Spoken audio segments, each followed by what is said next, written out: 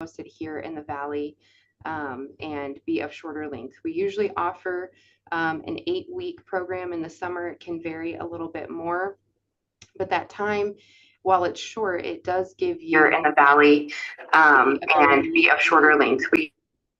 Sorry about that. It does give you the opportunity to dive your toes into what the Master of Architecture program could offer. You do have a dedicated studio. You do get to observe the shelter thesis project when it is in motion, and we have students working on that. You have the ability to audit those Master of Architecture courses and really just get a short but deep hands-on learning about what the school is about, what it can offer, and also kickstart any architectural dreams, goals, other information that you're looking for, all within that short period of time, which does work for some folks' schedules better than committing to a longer program. On the flip side of that, we do have our Master of Architecture program. It is offered in 2 different avenues, either a 2-year or a 3-year track, depending on the experience, the academics that you're coming into the school with. So we do evaluate all course credit, all experience that you have, including job-related experience, in the field experience. We look at all of those things to determine the best placement for where folks might fit into the Master of Architecture program. Your academic advisor is actually our dean, so everyone gets that one-on-one, that really independent look at what their academic coursework is going to look like over the next couple or 3 years. So jumping a little bit to the left and talking about resources, before we dive into the nitty-gritty of the requirements and the admissions process as a whole, I just want to highlight some resources that are available to our students. And looking at campus resources, we have the ability to provide independent space for everyone who is in the program, which is great. Having your own space to do your work and being in that studio culture is really a part of our ethos as a cohort and being a smaller school. And it really helps students with being able to have that anecdotal connection in between the academics that are happening within that space, and really be in a brainstorming space with folks who are either in their first, second, or third year of the program. We have a library that serves as a great resource for students. We have shared woodshop, gallery, event spaces.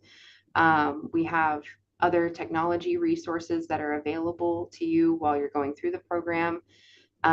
Direct connection with visiting lecturers. We do host a lecture series that happens 2 to 3 times throughout the semester, and you get to be in contact and connection with those folks who are coming through and providing those lectures, and really have that independent access to them. And then also the opportunity to tour firms that are boutique and small, that all range all the way up to larger firms. And that's something that's been spearheaded by our current student body president, Mariah. She kind of started that last year as a student. She had this want to do that, and started to make it work with faculty and staff. And so that's something that we've been continuing and hoping our students lean into. You get those experiences of going through those spaces and seeing what it could be like post-graduation. And then you also get the experience of participating in the shelter thesis, either helping students who are in the middle of that or see those planning stages of what leads up to the actual build. But you get that experience of being in connection with those students while they're going through that process, and really learning from them. Additional resources, we have a partnership with a local housing provider, so we do offer affordable housing to students with partial meal provisions included within that, if that works for folks' schedules and what they need in terms of those accommodations. We have those available. We also participate in many different ways across levels, faculty, staff, student. It's very common to find a lot of folks in the adjacent dining area that is connected to our studio, sharing coffee or having a chat over snacks that have been brought in. And then we do, on average, try to have a weekly meal with individuals, whether we're having a lecturer visit that week and we're hosting dinner, or it's family dinner that week within the schedule, or Friendsgiving that we hosted this last semester. You're always in connection with folks who are a part of the school. We offer free anonymous healthcare services. So if you are looking to invest in your mental health, that is something that's important to us, and it's a resource that we offer to students. And then we're located in a really amazing area. The Valley has a lot to offer in terms of hiking, if you're really outdoors, museums and culture. Since we're a smaller city within a larger area, we do have a lot of events, sporting, culture, arts, concerts, you name it, it comes through this area. So you have a lot of access. And we're also closely located to Old Town Scottsdale, which is a nice outdoor restaurant, shopping, community type area that you can engage with if that's something of interest to you. So located next to a lot of awesome things, and we also have a lot of great resources on campus for our students as well. In regards to the admissions process, so now I'm going to talk a little bit about the logistics of the admissions process and also moving through the requirements that are expected if this is something of interest for you now or down the line. So we've really streamlined the process in the last year, and it's very easy. You can locate both of our applications on our website. For our Master of Architecture program, you would be creating an account through our Blackbaud system, and then you would be participating in your application through that separate platform.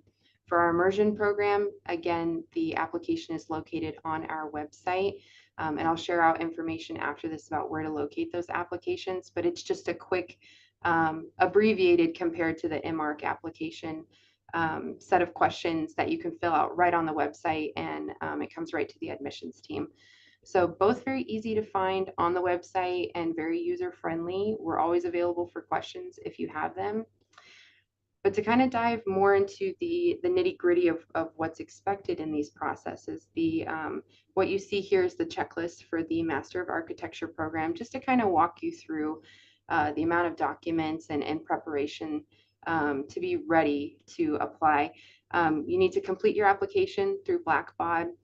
The system Blackbaud itself is really nice in that you can start, stop, come back to your application at your leisure when it works for you, and it saves your progress along the way.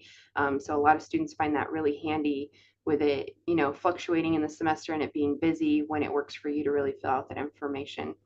We'll need a copy of your resume, your personal statement. This is an opportunity for you to share your interest in the program. Why are you interested? Why is TSOA the right fit for you?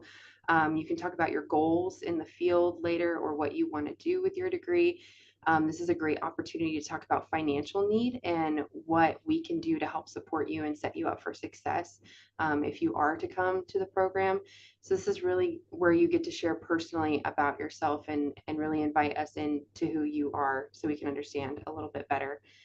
From there, we're going to look for transcripts for all areas that you've received academic credit. And then we're going to look to gather a portfolio.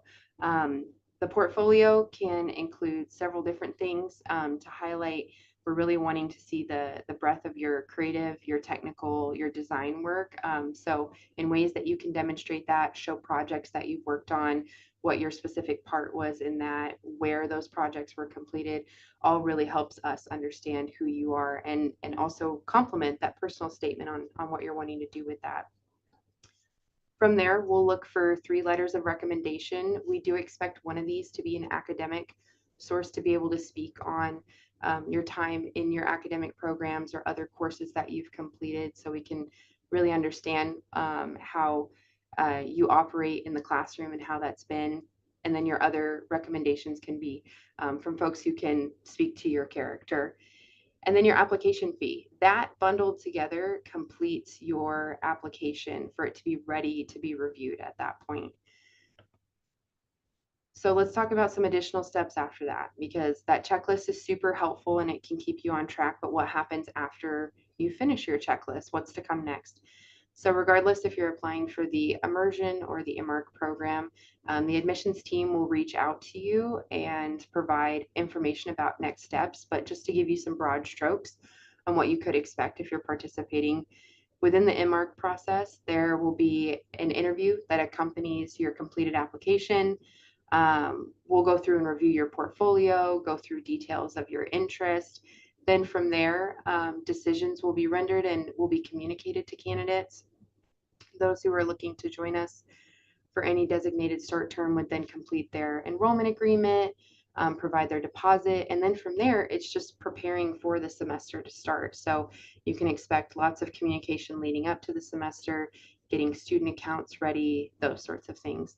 With the immersion, it's just a little bit abbreviated. It's a little bit shorter of a process. We do look to still complete an enrollment agreement and render a deposit, and then it's that communication leading up to the preparation of the semester. So pretty straightforward processes. I'm going to leave this slide up for just a minute as we prepare to transition to the information Stephanie will be sharing with us. But these are the current dates for our upcoming term. If a fall 2025 start is something you're looking for, new year, new you, you're wanting to start a program, this is our next admission cycle that is happening right now. Early applicants applying by the January 15th deadline, and then subsequently the 30th with submitting those additional materials, could look to receive a $1,000 tuition discount, which is great. And it's part of our way of supporting students who want to come to the school, really helping take some of that financial burden off. But I'll leave this up for just a second as we prepare to transition those details over. And then this information will be shared out afterwards because it's a lot of dates and other things that you can reference as you need after the fact. So with that, Stephanie, I will hand it over to you to get your presentation up, and then we can go from there. Great, thank you.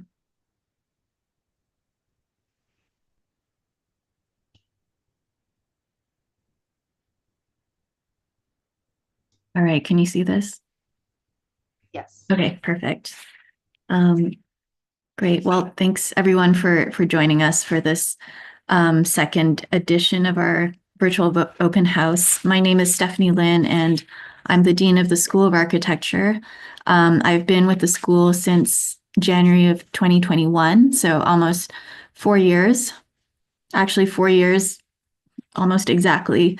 I think I started January 11th of 2021. So yeah, I have a practice that's based between Arizona and New York. And on top of my administrative duties and leadership, I'm also an instructor in the studio and representation sequences. I oversee public programming, including the lecture series and our exhibitions. And I also oversee our cultural community life component, which is a kind of core part of TSOA student life. So I'm happy to present the details of our program and also a little bit about our history and current culture as it's evolved over 90 plus years. And it's a program that was, of course, started by Frank Lloyd Wright in the 1930s. This is an image of Frank Lloyd Wright with his apprentices in the early days of the Taliesin West campus building, with Frank Lloyd Wright and the apprentices moving a saguaro cactus. We're very much a school that continues to be inspired by the landscape. And we're a community that is always growing and always evolving, while retaining many of the values of learning by doing and the immersive spirit of student life that was part of the Taliesin Fellowship from the very start. We have an amazing campus at Cattle Track Arts, which is in the middle of central Scottsdale, very close to downtown Scottsdale, as Candace mentioned, as well as a lot of amenities. It's a very nice part of town, and it really balances the kind of outdoor component of our campus and culture with a kind of urban convenience. So So we're very happy to be here. It's really a site of experimentation. Students really get their hands dirty with big mock-ups and models and prototypes. And this is an image of one of our exhibitions from about a year ago, between students and faculty collaborating on a show on reused materials. And just another shot of that exhibition. So beyond our main studio building, we share facilities, as I mentioned, with Cattle Track Arts. It's a small community of artists and residents, and Janie Ellis, who oversees this campus, has been around for some decades. And her father had founded Cattle Track Arts back in the 1930s, and it has been this kind of understated cultural hub of Arizona arts. And people such as Pedro Guerrero, who was Frank Lloyd Wright's photographer, or Phil C. Curtis, who founded the Phoenix Art Museum, all spent time here. And we're very happy to be another kind of sub-community within this really rich artists and experimental building community.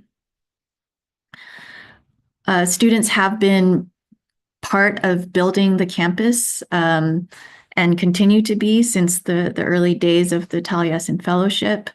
The fellowship, of course, was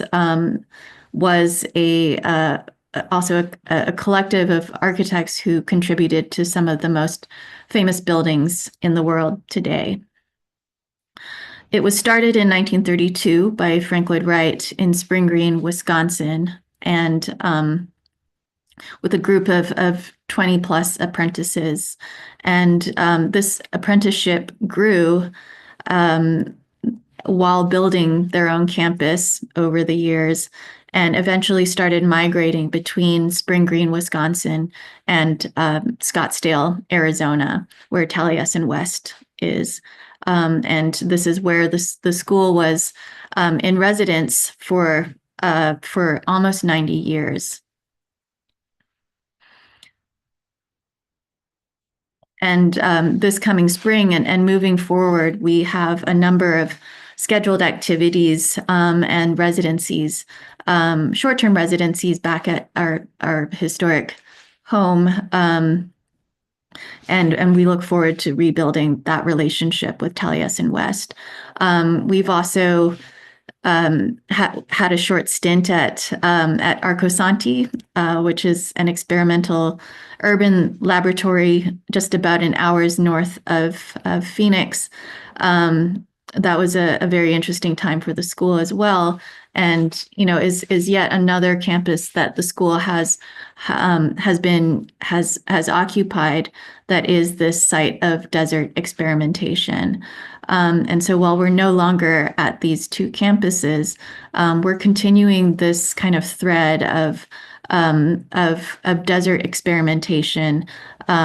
We're now very much settled at Cattle Track Arts, and really look forward to building our future here while maintaining these connections to our historic former homes. As I mentioned, students have always been a part of shaping the future of the school, and that's a really distinctive part of the student experience at TSOA specifically.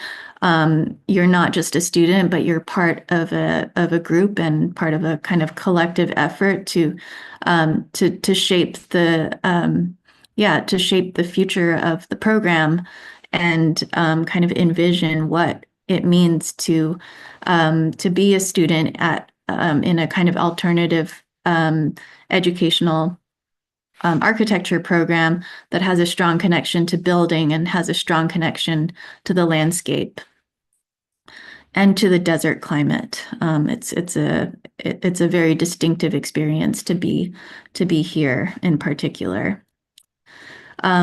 we're very much inspired by desert materials and natural building materials.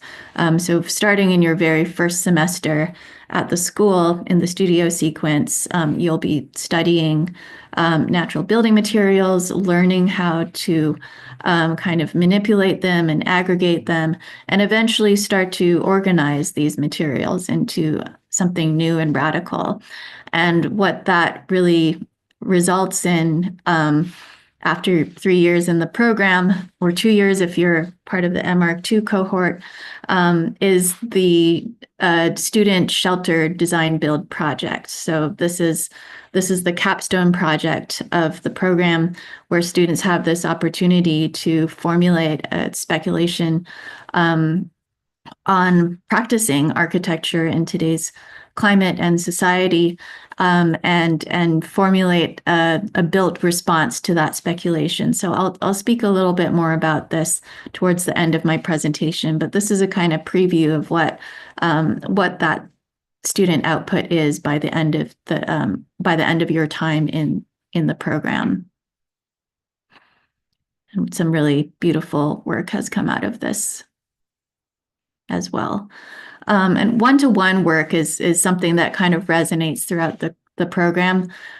Even in our digital representation design courses, looking at things in situ, in context, within the landscape, at the one-to-one is something that really repeats. And of course, there's plenty of kind of getting your hands dirty, gathering materials, kind of experimenting, having the space to experiment with new material organizations. So that leads me to the core values that our program is really built on. Learning by doing, which refers to the interactive experiences that students have within the program. Being able to kind of enact real world experiences through building and other professional interactions.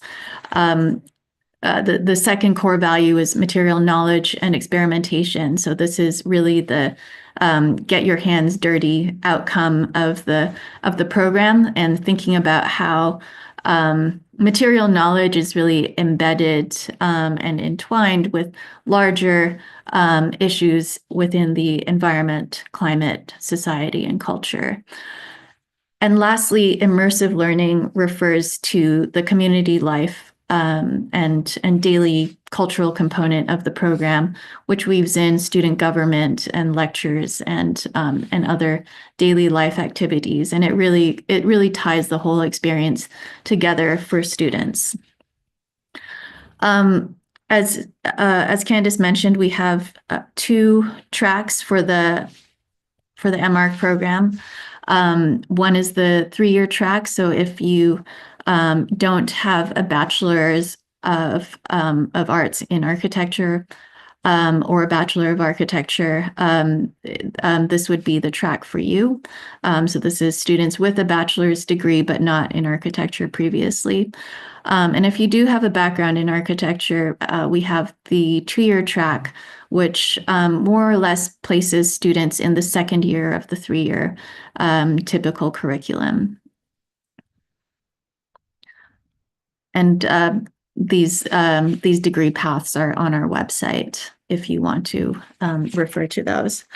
As I mentioned, the community life requirement is something that kind of threads through all of the semesters during your time at TSOA, and this includes activities and participation in school events, assisting other students with shelter building, and participating in student government. So unlike other schools, every student at TSOA is a member of the student government and really has a powerful voice in giving feedback to leadership and making things happen on the student side that students would normally not have to have such a big voice in shaping at larger schools. So the scale of our community, it's very tight knit, and there's a whole lot of leverage that comes with that. The fourth activity on here, which is the first in this list, Joy List, that just refers to a kind of weekly maintenance, rotating task list among students, which involves caring for common spaces, cooking, hosting family meals on a weekly or bi-weekly basis. It's a great opportunity to create a kind of collective bond among students and faculty. Both students and faculty participate in this, and it's a real community building activity. So those are the kind of four general areas of community life. It's organized through a simple task list. It's not terribly involved, but we do ask that everyone participates in it. And it's usually a lot of fun as well.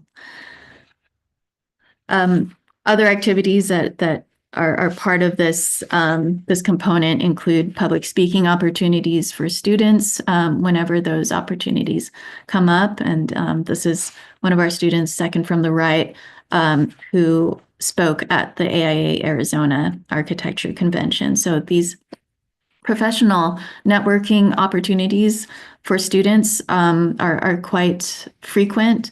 And because we are a small school, we also have kind of a proportionally much bigger voice, which is it's a great thing to have within the professional community. This is an image of one of our community life dinners. These are really fun and again, opportunities for everyone to work together and kind of enact responsibility and also to decompress after a long day of classes and studios. And assisting your peers with shelter building is an opportunity for you to gain kind of mentorship experiences, peer-to-peer learning, and also learn quite a bit about the construction process and as you prepare for your own design build project in your final year of the semester. So I'm going to talk a little bit about the studio sequence around which many of our courses are structured. We have studios, we have professional practice courses, history and theory courses, as well as a number of electives that are offered every semester, and building technology as well, including sustainability and other technical courses, software and otherwise. But what I'm going to focus on for this open house is the studio sequence. And it really starts with a kind of material inquiry that slowly builds and evolves into a first year project that's very much rooted in material knowledge and very much rooted in landscape knowledge.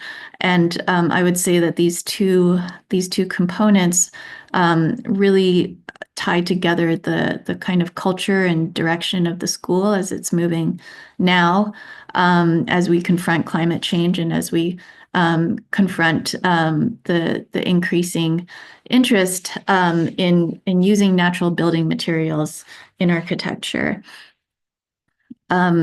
We look at environmental phenomena, both good and bad, as a way of framing the research. Andy Gonzalez has been leading this studio for the past couple semesters. Andy, do you want to speak a little bit to the activities of Studio One? Sure. Yeah.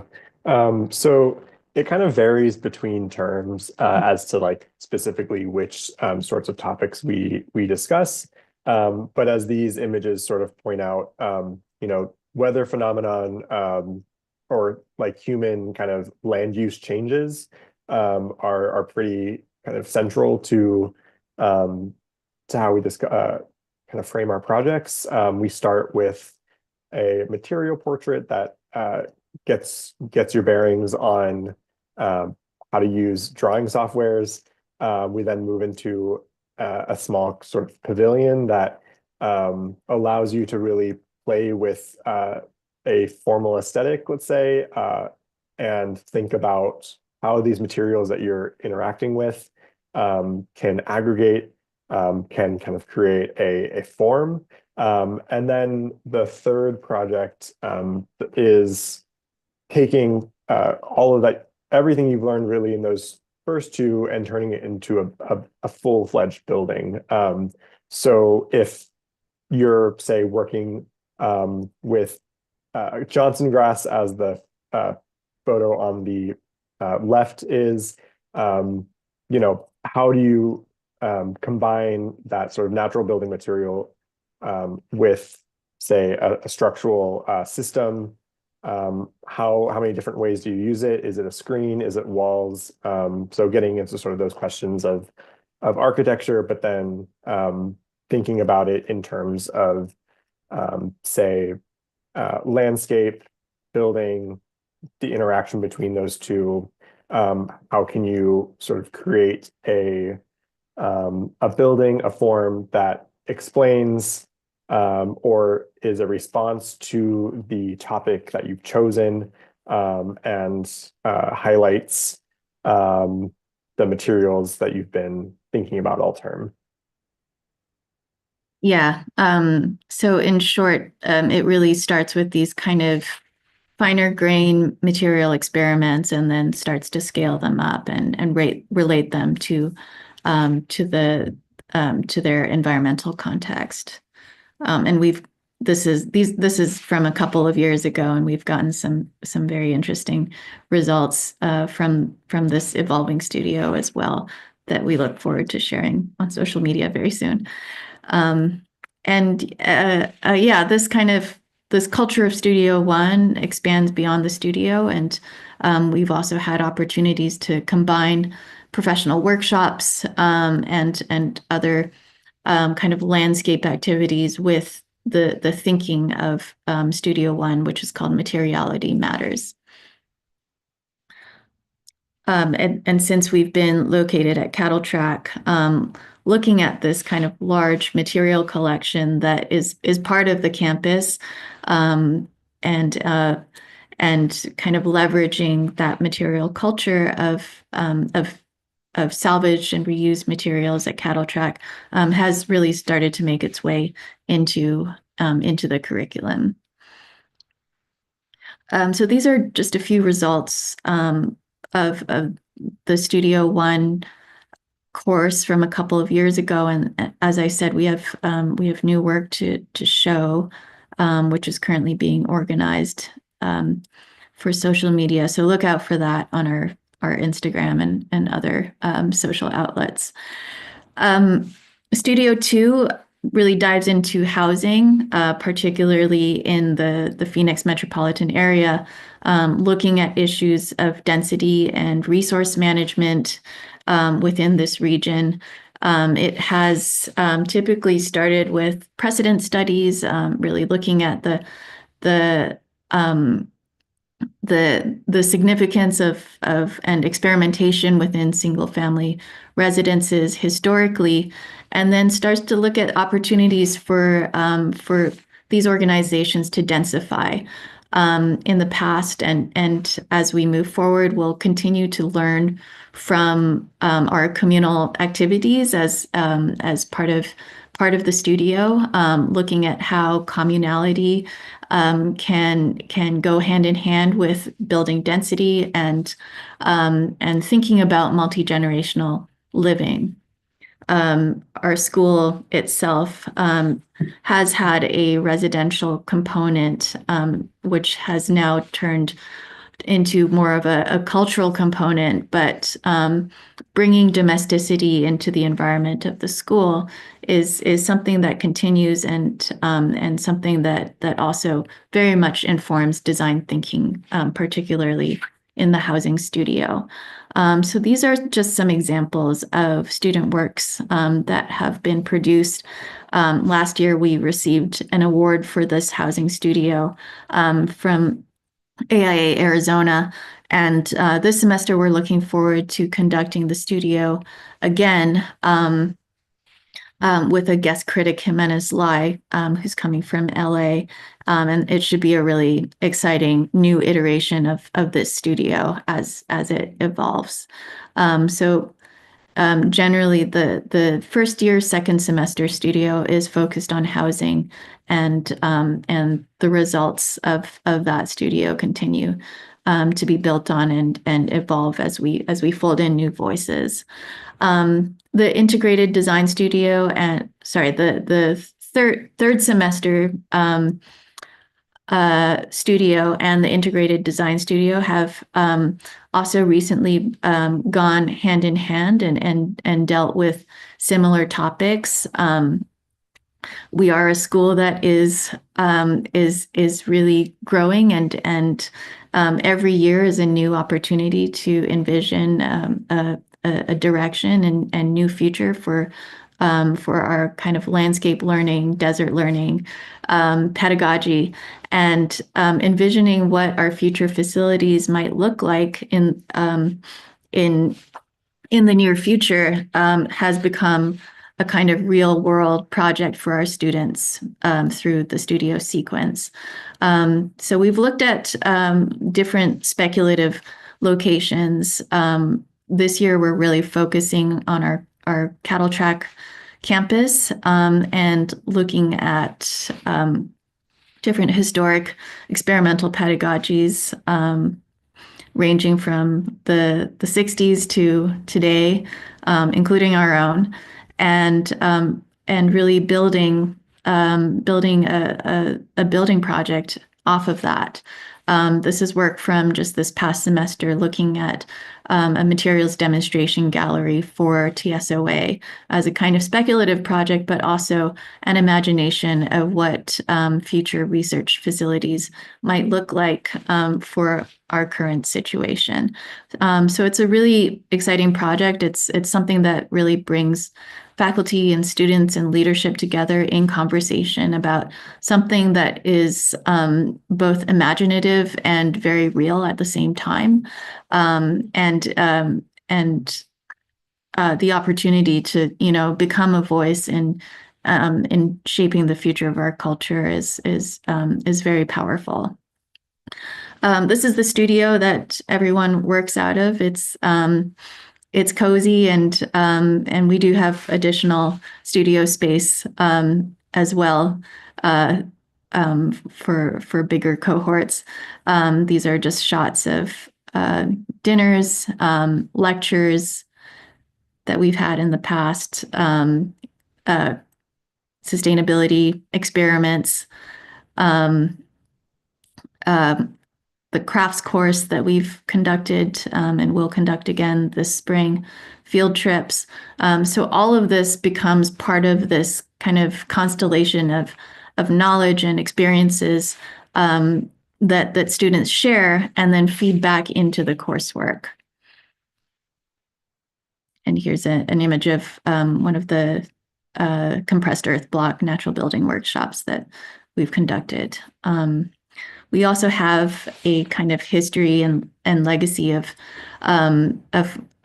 road tripping historically between Wisconsin and Arizona, and recently, and that's Taliesin West, of course, that the school used to migrate between on a yearly basis, and we're exploring new locations for this kind of migratory tradition,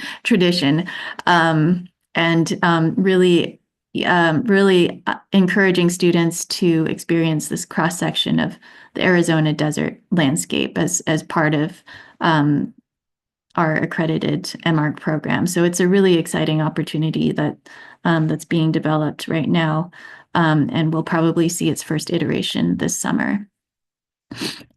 Finally, I'll just end on shelter thesis, which I mentioned is the one-to-one design build component of the thesis sequence, which starts with pre-thesis, the research component of these 3 semesters, and then the second and third semester of thesis really dives into the design and construction of a small one-to-one desert structure.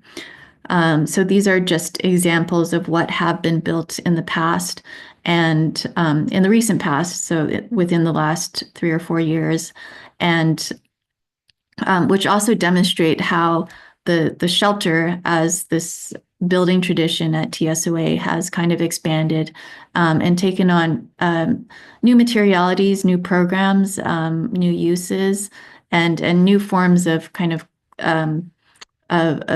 collective building processes and use of recycled materials and also more ephemeral materials as an option, of course.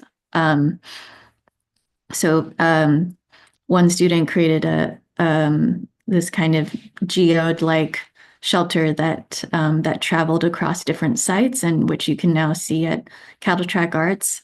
So if you do have the opportunity to visit us, please make sure that you're able to see that project. Recently, students have really been leveraging the reclaimed material library of Cattle Track to construct very different types of shelters. In this case, a residence for artists and residents at Cattle Track. So this is one student's project. It's quite substantial. And this is an image of how he used these kind of found materials at Cattle Track and recomposed them into a small dwelling. And another recent project also used reclaimed materials to create an outdoor exhibition space for student projects. And that was a really fun kind of group experience where every student really got to participate, not just in the construction, but very much in the use of the project at the end of the semester. And this is also still up, and please do come out and visit us at Cattle Track and see these projects for yourselves. So I think I'm going to stop there. I'm just going to scroll through other outputs of the school and maybe just end with the organic exhibition and the investigation of the term organic architecture, which was very much popularized by Frank Lloyd Wright and the Taliesin Fellowship. And just note that we continue to think about what organic means today in today's context, we continue to expand on this idea through our studios and through our coursework, and really draw inspiration from the works that have historically defined that term. So I'll stop there. Again, sorry, that might have been a little bit long, but my name is Stephanie Lynn. I'm the Dean of the School of Architecture, and please don't hesitate to keep in touch. I'm going to hand it over to Chris Lash to talk a little bit more about the other practice opportunities that the school offers. Thanks, Stephanie. Hi, everybody. Can you hear me? Yes. I'm Chris Lash. I'm the president of the school. I also have a practice based in Arizona. We have an office in New York City. I've been with the schools for about 8 years. I started in Stephanie's position, so kind of leading the academic program, but have since kind of become the CEO head of the school. But I also continue to teach in studios and design communications as needed, and I've been kind of heading up our service learning program called Usonia 21. So maybe I'll just say a little bit more about that.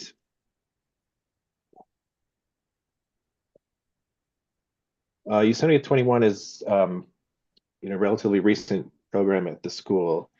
Usonia 21, so named after Frank Lloyd Wright's mid-century Usonia project, where he sought to remake the American landscape through organic architecture. For us, Usonia 21 is an extension of the kinds of learning by doing ethos that you heard about in Stephanie's presentation.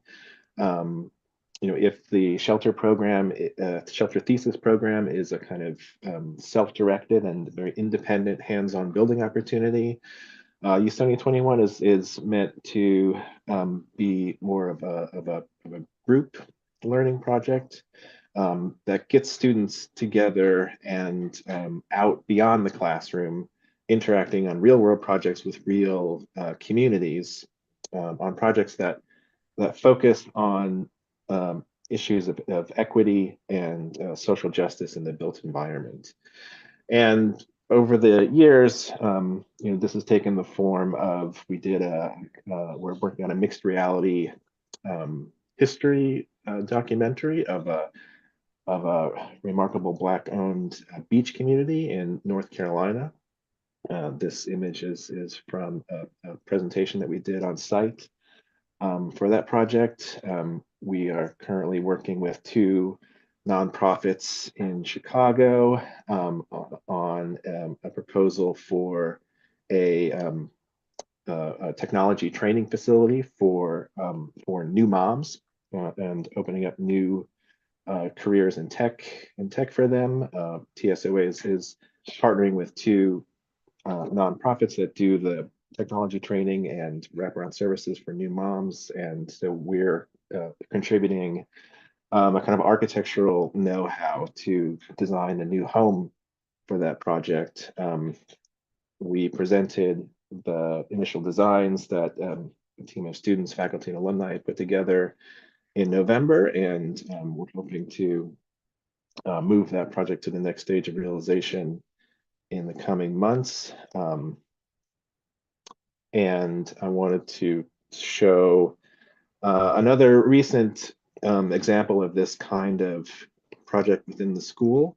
This is a project that the school did as its contribution to the 2024 Cooper Hewitt Design Triennial. The focus of the triennials are always, they're focused on a theme to highlight issues in American design. And this year, the theme is about the home and issues around domesticity and the status of home and belonging in the United States today.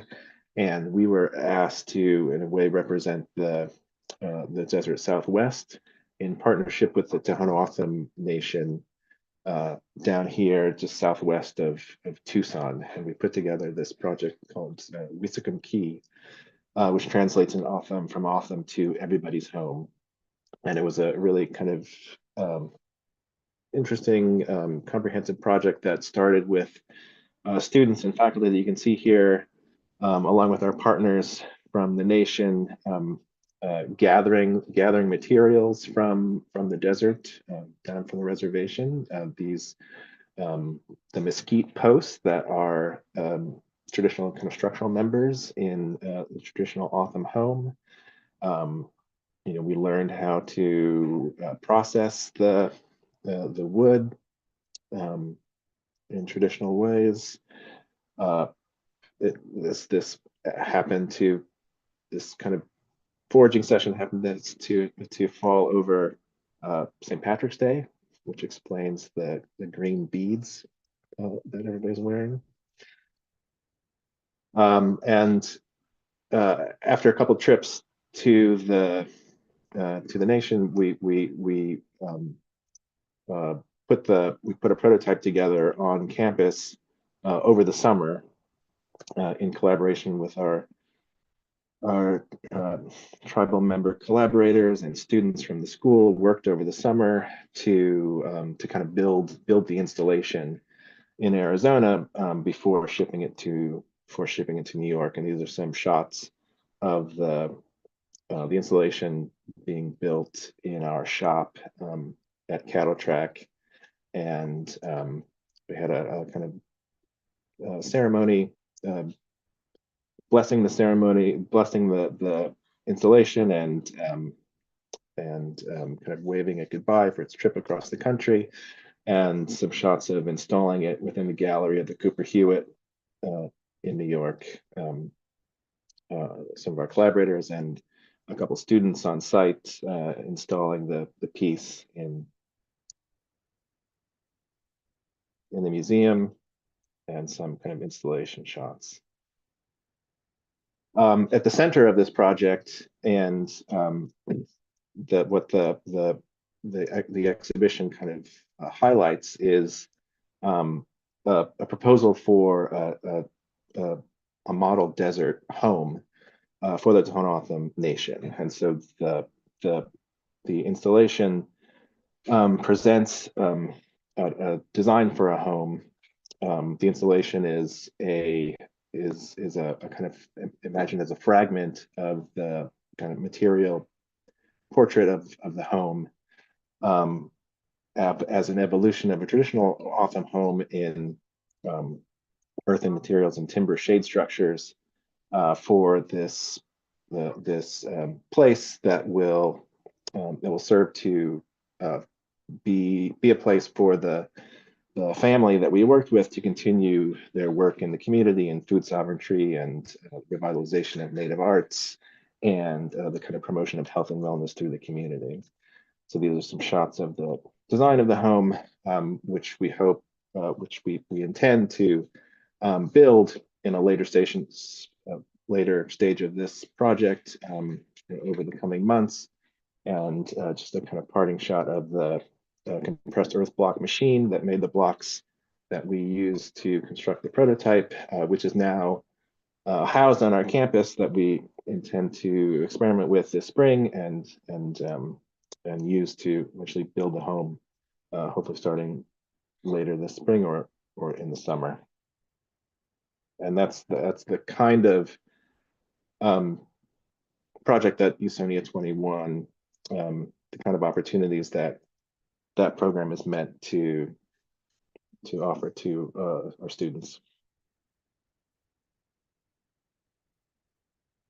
Great, thank you. I'm going to hand it over to Matthew to speak about IDS and the shelter program. Hi there, thanks. Yeah, my name is Matthew Trebotowski. I am an architect based here in Phoenix. I've been with the school since 2010, so I'm kind of one of the more senior members of the staff and of the faculty here. With regards to the integrative design studio and the thesis, I think Stephanie, you gave great introductions to kind of both of them, and showed some examples of some of the work. But just in brief, the Studio 3 Integrative Design Studio, that is essentially a studio that is, sort of ramping up the level of complexity and detail from the smaller scale housing, the larger scale housing. And at this instance, we're looking again at sort of details about how we are going to expand our footprint on the campus. So that's kind of been the problem in the program we've been focusing on. But the IDS is meant to be sort of a soft simulation of practice. So we tend to try to integrate project phases that you'll see in professional practice. So you're seeing an advanced project that's sort of working its way through different design development phases. So schematic design development, sort of a light construction document set.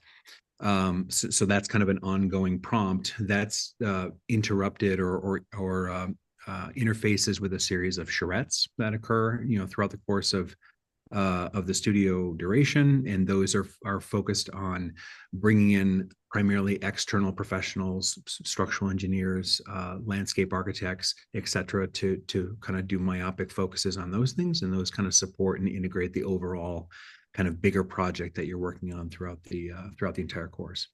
And then in this term, we're gonna kind of co-tangently work with the Studio 2 folks and sort of work together on sort of campus expansion and campus sort of life. So we're looking forward to that. And then shelter thesis, as Stephanie mentioned, it's sort of a three-part session where you're sort of starting with your pre-design. Your research component happens in sort of part one. Part two is is the design phase. In that design phase, you're kind of advancing now what you've done in your IDS course, where you're sort of creating a small mini set of working documents for your build. I mean, we're scaling down, but we're certainly getting into the intensity of the detailing, etc. And then the final term is the build and the execution. So this coming term, we're going to have 2 students going through that design construction process. So we are looking forward to that as well. So that's the basic update. Great. I thought I would take this opportunity to answer the question that came up in the chat as well, on how much the landscape and urban planning aspects of design are included in the master's program.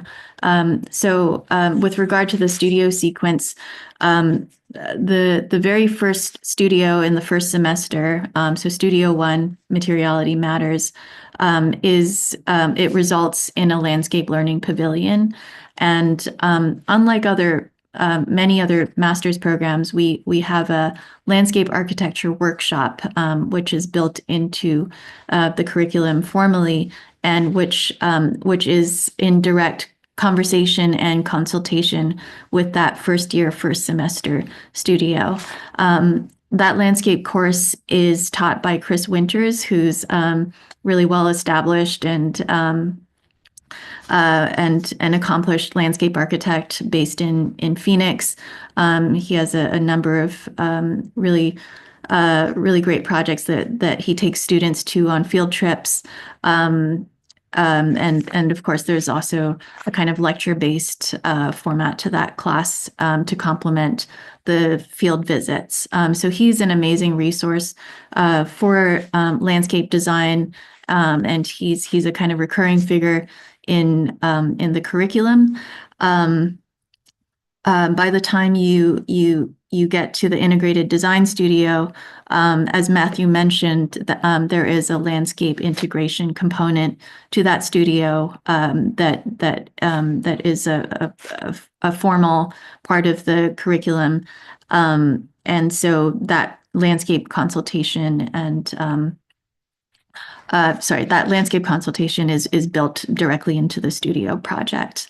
And then, of course, by shelter thesis time, you're designing at 1-to-1 and building a shelter that necessarily includes landscape remediation and landscape design as part of the project. So hopefully that answers your question. If you have further elaborations that you'd like to hear, please share that in the chat.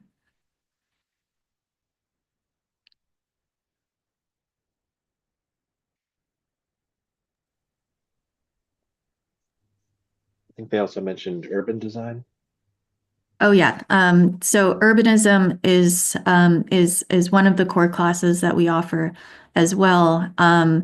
And that particular class is taught by Trevor Barger, who's also a well-established urban designer based in Phoenix. Site planning, of course, happens across all of the studio courses, from Studio 1, which is based in a more kind of hiking trail context, looking at issues of ecology, topography, wildlife, etc. And then as the studios progress, in general, they move towards more urban contexts, and so that site planning component becomes entwined with urban constraints of Scottsdale and Phoenix, and we do loop in our faculty who are experts in urban planning to be on our studio reviews, and so students really get that feedback in their studio projects in real time.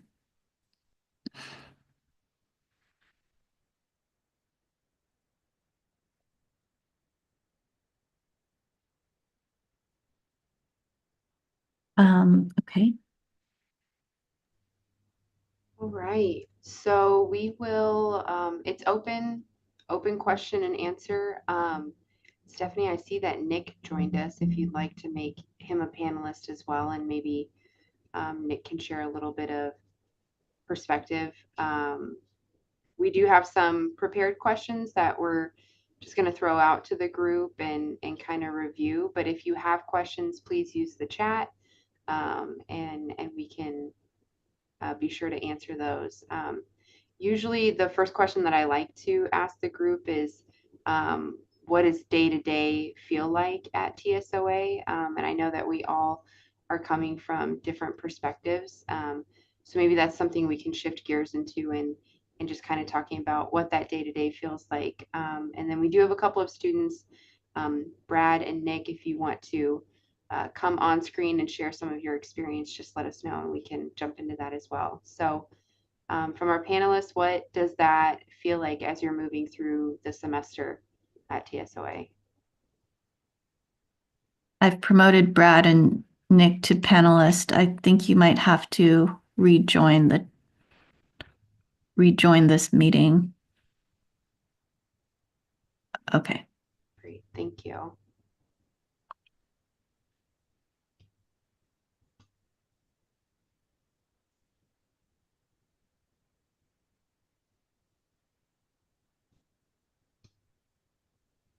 Well, I can speak to the kind of weekly schedule and semesterly schedule at the school. So alongside formal coursework that students have, there are lecture series events that happen on average once per month. We have a yearly exhibition that typically happens in the spring. Community dinners, which have been mentioned earlier in this presentation, where students and faculty really get together and work to prepare these kind of communal events. That happens every once a week, or or once every 2 weeks, depending on how busy people's schedules are. The schedule is designed for students to have 1 or 2 classes per day. It's a pretty even-handed course schedule. So balancing studio and other courses is made as comfortable as possible. Although things do get quite busy during the week. What else?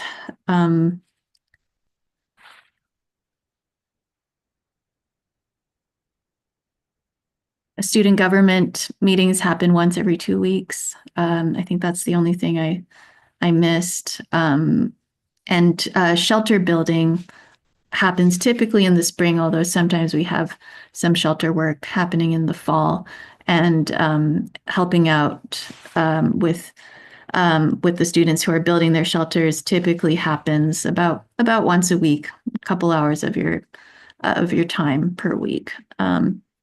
So there's a wide range of different educational opportunities that happen through coursework and also co-curricular activities. It's a pretty well-balanced schedule. And yeah, let us know if you have any further questions about that.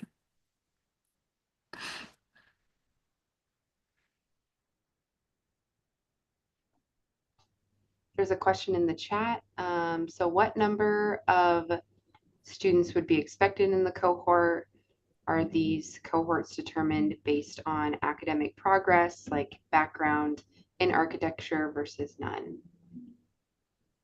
Yes, so depending on what your bachelor's experience is, you'll either be placed in the 2-year track or the 3+ year track.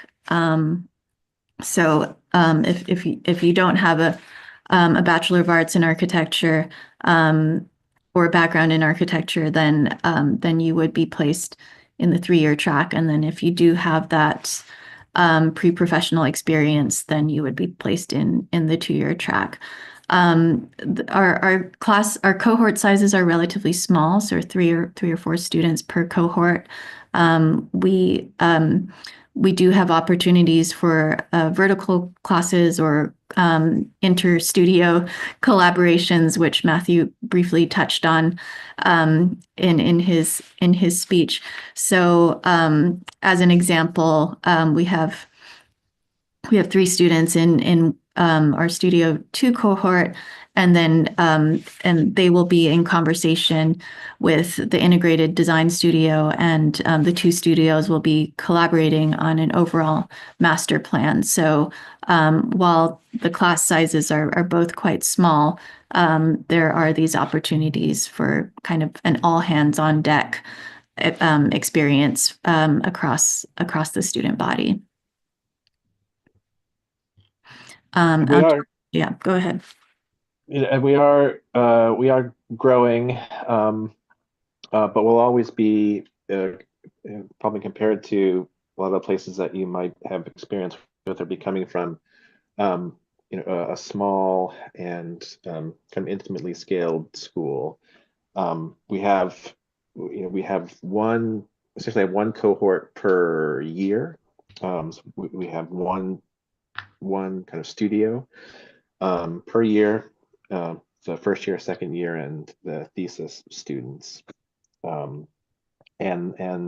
like Stephanie said, with the 2-year and 3-year track, they are a mix of people with an architecture background and people without an architecture background. So it makes for a kind of a rich environment, because you have people who have experience in architecture and have more coming in with more skills that can share those. But then you also have students that come from all other kinds of backgrounds. We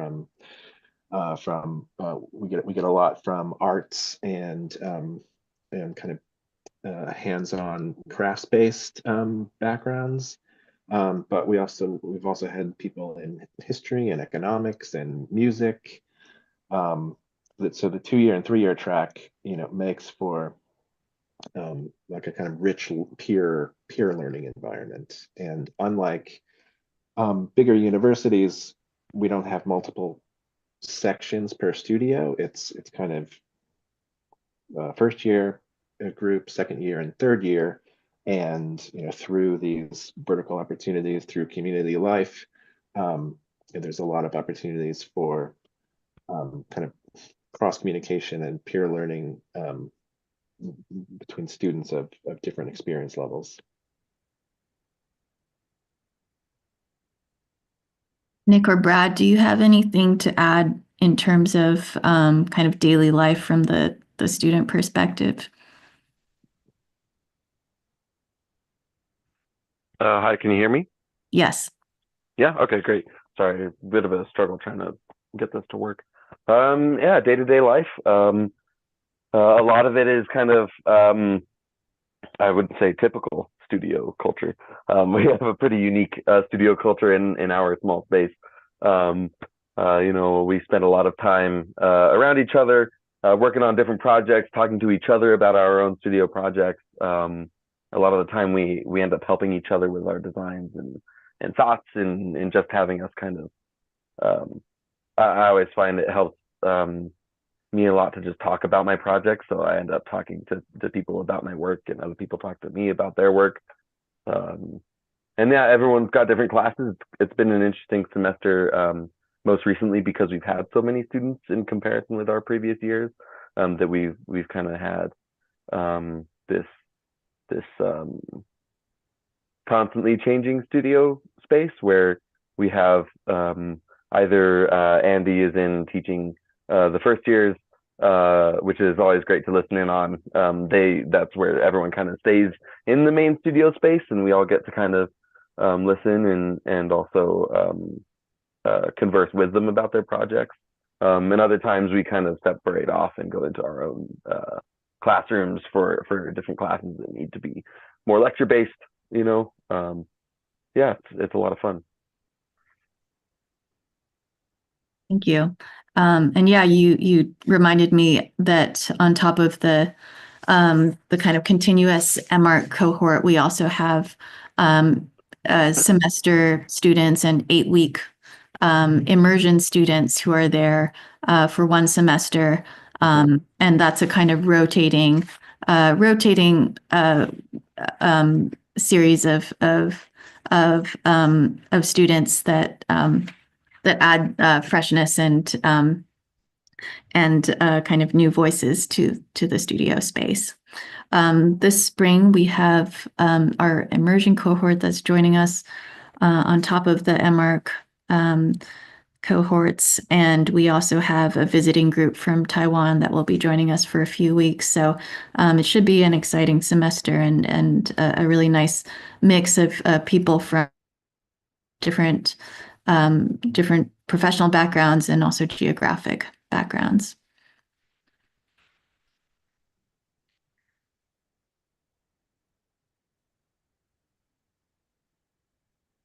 Yeah, and I'll just add that to Nick's point on the kind of unique studio culture, it is a very special community, and it is one of these places where like students and faculty and staff are all really kind of in it together because we are a pretty tight-knit and the small scale group. Everyone is really in constant conversation. Every faculty knows every student. We are a small school within a large professional environment, so we do have quite a bit of voice within the professional community, and students have these frequent opportunities to interact with board members who have established practices in the area.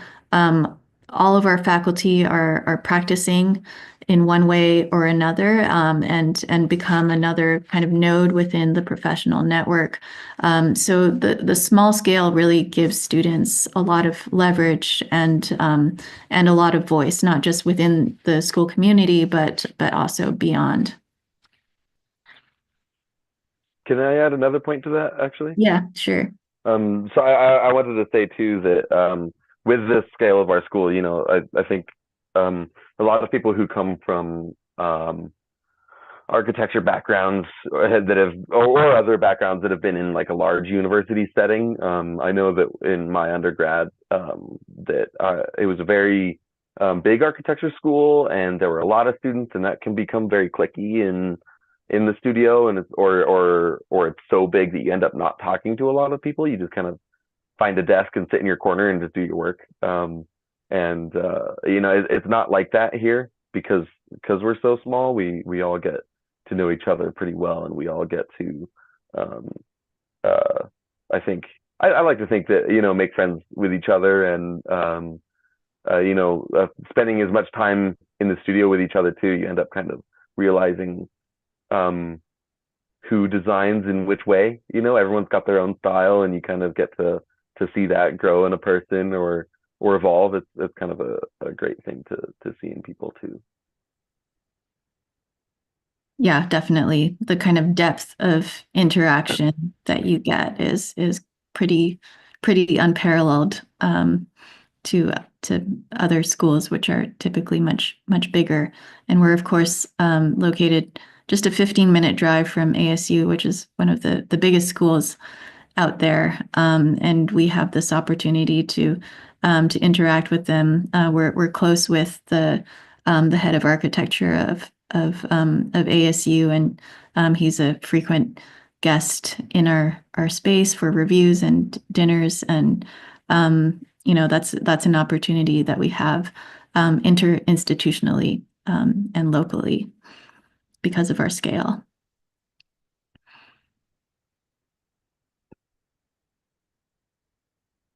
Yeah, and outside of coursework and community life, weekly community life, we've also done field trips, kind of student organized ones, faculty organized ones, camping trips. There's a student travel opportunity that students organize through through the Student Government Fund. So unlike other student bodies, there is a dedicated fund for students only to organize how they wish without faculty feedback unless they ask for it. So that's a really interesting opportunity that students have, and yet another kind of platform for collaboration and organization. We really take advantage of our access to the desert landscape. And as I mentioned, we're organizing a kind of road trip up to Sedona this summer and making stops along the way to Taliesin West, Arcosanti, other historic sites in the Arizona, in the state of Arizona, and really building in this experience of this cross section of the landscape into the curriculum, and strengthening that strengthening that experience within student life. This question might be good for Nick and Brad if you want to speak to this first and then open for anyone else. For someone who's looking to join our programs, what would be some of your advice or things that you would encourage folks to do in preparation of being prepared for our programs? Can you hear me? Yeah. Are you For feeling me, better, Brad? just because I'm from here in Arizona, one of the biggest things for me was just coming to visit the school and meeting all the people here. Because I just kind of fell in love with the campus, the students and faculty, and the culture here. And so I think just kind of visiting the school, going to the lectures that they talked about, and going to those family dinners as well, was just a great experience to kind of get to know the school beforehand.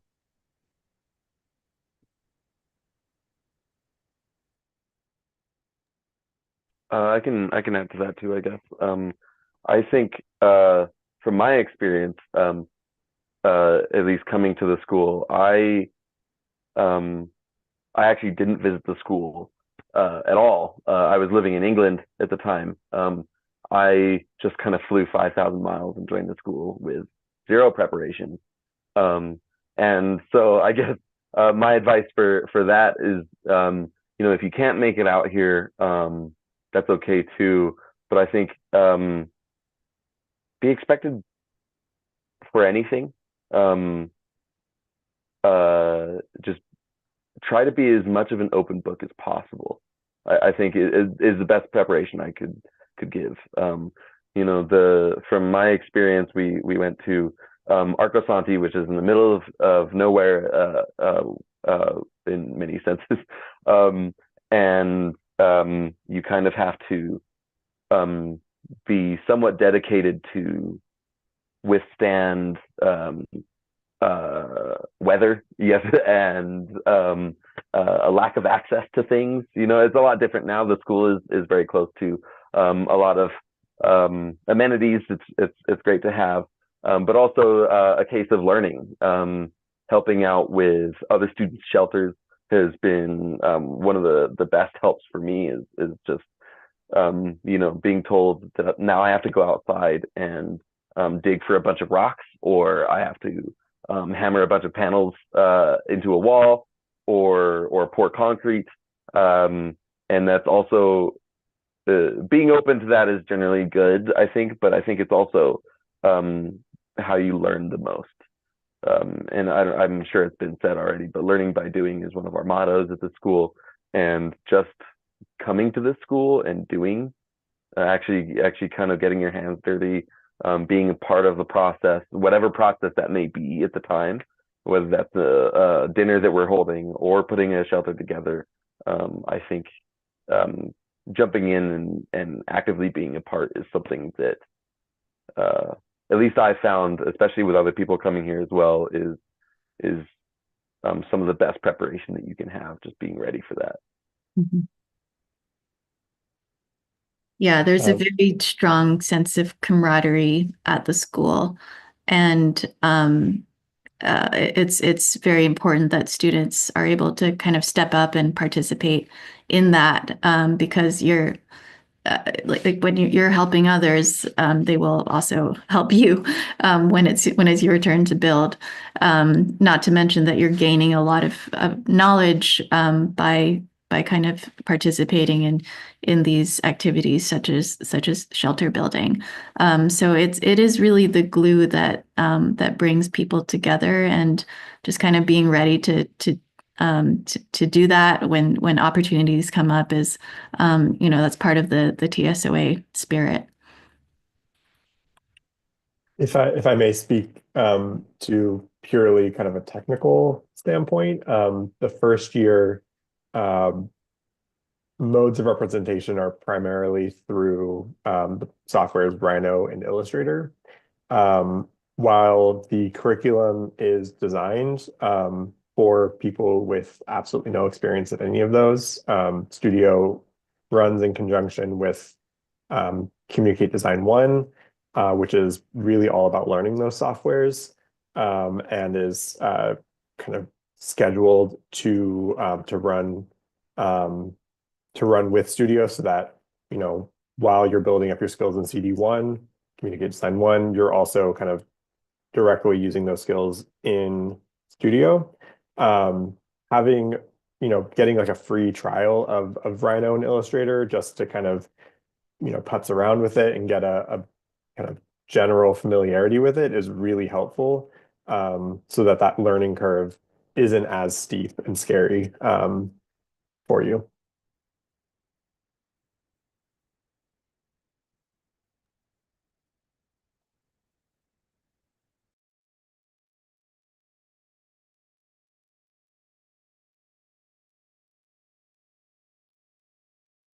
Any questions from the audience?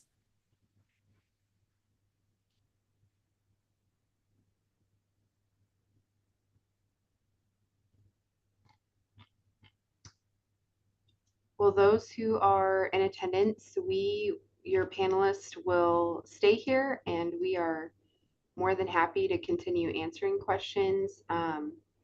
If you'd prefer more one-on-one, you can hang out, and we will wait and answer questions as folks are departing, but we are available. If you have any other questions, you can throw them in the chat, or you can raise your hand, and we can answer those. But we really appreciate you joining today. We will share the materials that were displayed today, so that you can reference those at your leisure as you need to. And we just appreciate being in connection with y'all. Happy New Year, and just let us know if you need anything. Otherwise, we'll hang out for folks who have last questions.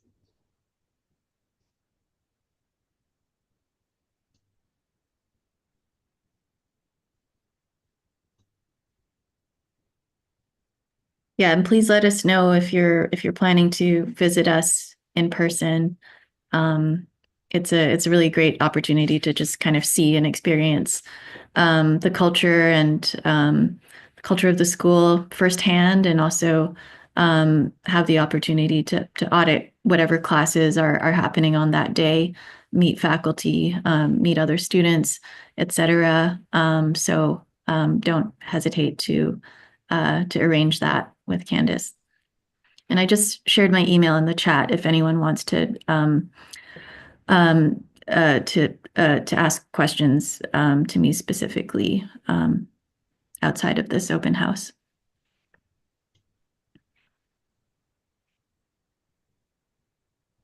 Great. Thank you, Stephanie.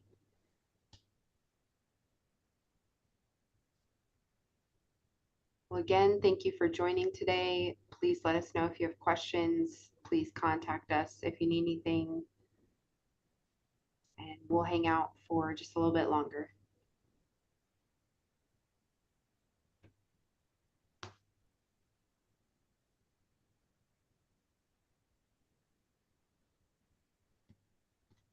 I feel like we need like an outro music.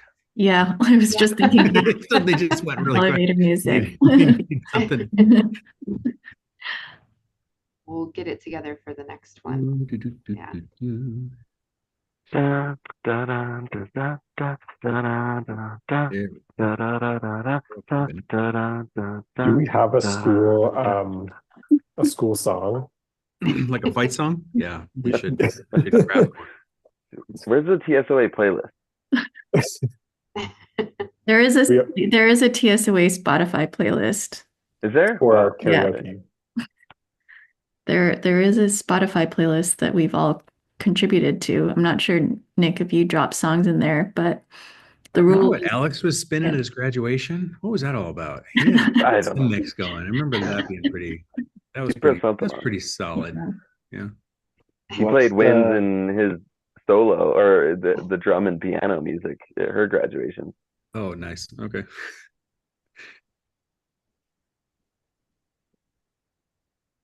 Sean just dropped a question. From what I understand, interviews will be held online.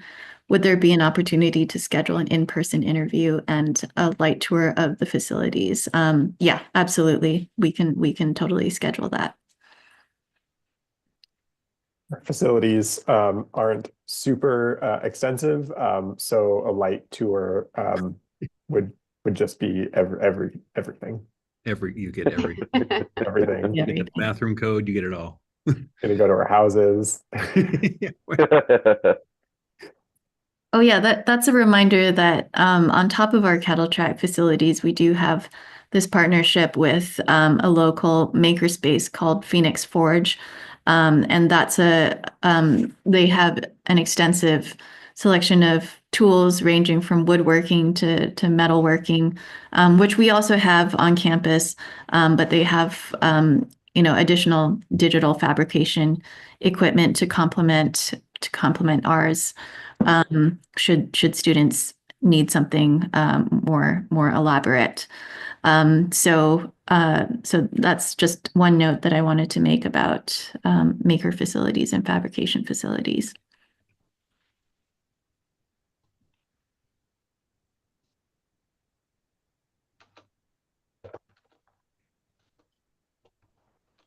And go back to the music.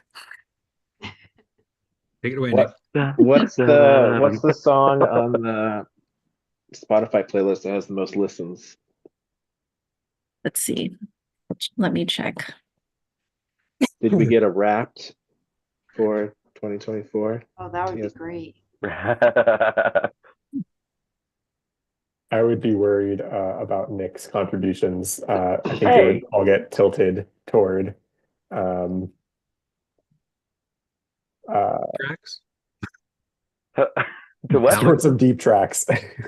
Yeah. Hey, I have a good playlist. I'll have you know. Is it suitable for an outro to an open house? No.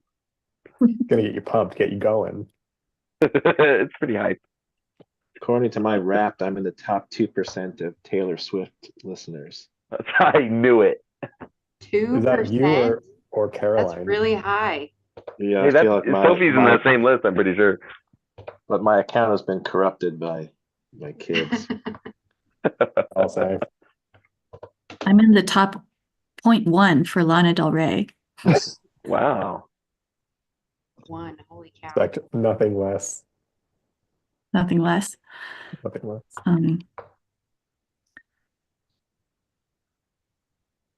Mine's all sad, Dad. Like Peter Gabriel. Like what is sad, Dad?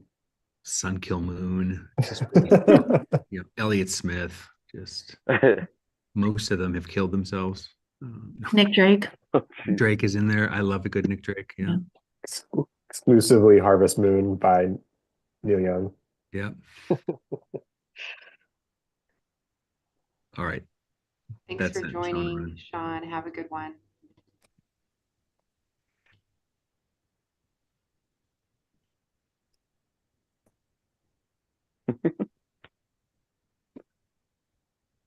All right. On that note, Happy New Year, everyone.